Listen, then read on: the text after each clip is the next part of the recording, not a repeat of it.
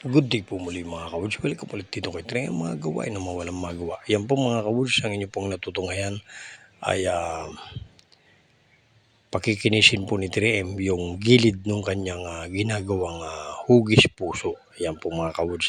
Ang gamit niya po dito ay yung tinatawag na trimmer. Yan po ay DCA trimmer or pwede rin tawagin siyang router. Ayan po mga ka-Woods. DCA baka naman. Ayan po.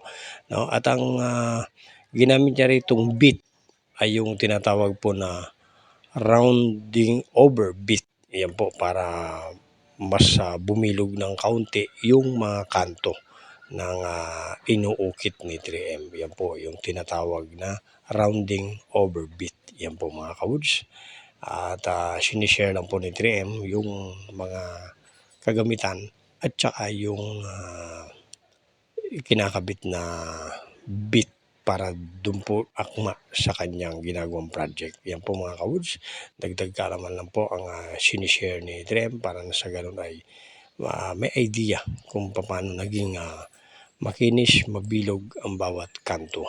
Yan po mga ka-Woods. Maraming salamat po sa inyong panonood at shoutout po sa lahat ng followers, shoutout sa lahat ng viewers.